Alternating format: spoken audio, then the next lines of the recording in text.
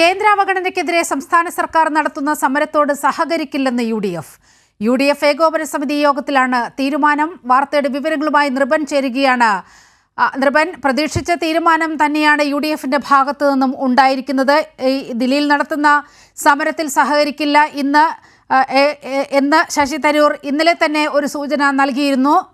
അതനുസരിച്ച് തന്നെ കാര്യങ്ങൾ നടന്നിരിക്കുകയാണ്. എന്താണ് തീരുമാനം?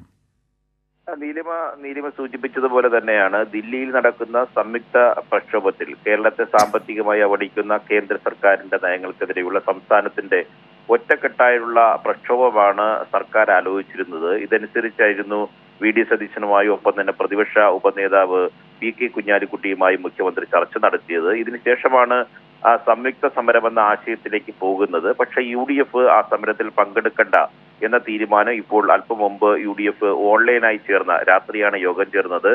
9 മണിക്ക് ചേർന്ന യു.ഡി.എഫിന്റെ ഏകോപന സമിതി യോഗത്തിൽ അത്തരമൊരു സമരത്തിൽ യു.ഡി.എഫ് ഒപ്പമില്ല എന്ന തീരുമാനം ഔദ്യോഗികമായി അവർ എടുത്തിരിക്കുന്നു. അവർ നാളെ വാർത്താ സമ്മേളനം നടത്തിയ പത്രക്കുറിപ്പിലോ വഴി അവരുടെ നിലപാട് വ്യക്തമാക്കും. അവർ യു.ഡി.എഫ് യോഗത്തിൽ കോൺഗ്രസ് പറഞ്ഞത് പാർലമെന്റ് തെരഞ്ഞെടുപ്പിന് മുൻപായി ഒരു രാഷ്ട്രീയ പ്രതിരോധം കേരളത്തിന്റെ സാമ്പത്തിക പ്രതിസന്ധി വിഷയത്തിൽ ഒരു രാഷ്ട്രീയ ആയുധമായി പാർലമെന്റ് തെരഞ്ഞെടുപ്പിൽ കേന്ദ്ര സർക്കാരിനെതിരെ ഒരു പോരാട്ടമാക്കി ഇത് LDF മാറ്റുകയാണ്. ഇതിന്റെ പിന്നിൽ പ്രവർത്തിക്കുന്നത് രാഷ്ട്രീയ ലക്ഷ്യമാണ്. അതിന് നിന്നു കൊടുക്കേണ്ടതില്ല എന്നതാണ് കോൺഗ്രസിന്റെ നിലപാട് എന്നാണ് ഇന്നത്തെ യു.ഡി.എഫ് യോഗത്തിൽ കോൺഗ്രസ് അഭിപ്രായമായി പറഞ്ഞത്. പക്ഷേ ഒരു കാര്യം വ്യക്തമാണ്, ഇക്കാര്യങ്ങളിൽ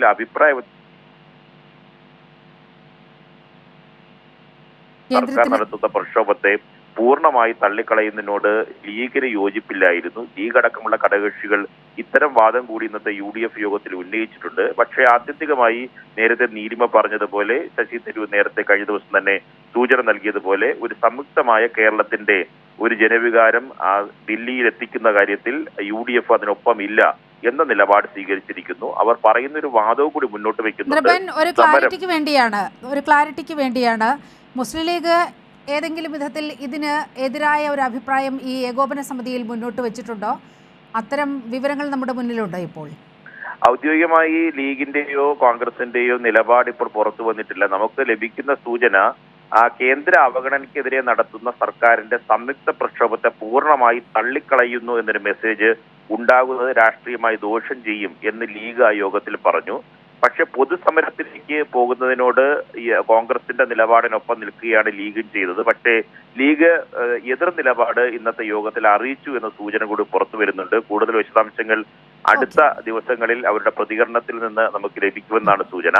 പക്ഷേ കോൺഗ്രസിന്റെ നിലപാടിനൊപ്പം നിൽക്കാൻ അവസാനം ലീഗും തീരുമാനിച്ചിട്ടുണ്ട്. പക്ഷെ അഭിപ്രായ വ്യത്യാസം ഇക്കാര്യത്തിലുണ്ട്. കാരണം കേരളത്തിന്റെ പൊതുവികാരത്തിനൊപ്പം നിൽക്കണമെന്ന നിലപാട് യു.ഡി.എഫിലെ പല ഘടകകക്ഷികൾക്കുമുണ്ട്, ലീഗിനും അതുണ്ട്. ലീഗ് പറയുന്നത് പല കാര്യങ്ങളെയും ഏകപക്ഷീയമായി തള്ളിക്കളയുന്നത് രാഷ്ട്രീയമായി തിരിച്ചടിയാകുമെന്നതാണ്. പക്ഷേ നേരത്തെ തന്നെ LDF സമരം പ്രഖ്യാപിച്ച സ്ഥിതിക്ക് ഇനി ആ സമരത്തിനോട് യോജിക്കില്ല. സമരം പ്രഖ്യാപിച്ച ശേഷമാണ് യു.ഡി.എഫിനെ ക്ഷണിച്ചത് എന്ന നിലപാടാണ് ഇന്നത്തെ യോഗത്തിലുണ്ടായത്. കോൺഗ്രസ് പറഞ്ഞത് ഒരു പടി കൂടി കടന്ന് രാഷ്ട്രീയ ലക്ഷ്യത്തിനൊപ്പം നിൽക്കേണ്ട എന്ന നിലപാട് സ്വീകരിച്ചു. എന്തായിരുന്നാലും കേരളത്തിന്റെ പൊതു താല്പര്യത്തിന്റെ ഭാഗമായി നടത്തുന്ന സർക്കാരിന്റെ ഒരു സമരത്തിൽ സംയുക്തമായി ദില്ലിയിൽ നടത്തുന്ന സമരത്തിനൊപ്പം യു.ഡി.എഫ് ഇല്ല എന്ന കാര്യം ഔദ്യോഗികമായി തീരുമാനിച്ചിരിക്കുന്നു. നീലിമ, കേന്ദ്രത്തിനെതിരെ ഒന്നിച്ചുള്ള സമരത്തിനില്ല. മുഖ്യമന്ത്രിയുടെ ക്ഷണം തള്ളിയിരിക്കുകയാണ് യു.ഡി.എഫ് നേതൃത്വം. സമഗ്ര വിവരങ്ങളാണ് നൃപൻ പങ്കുവച്ചത്.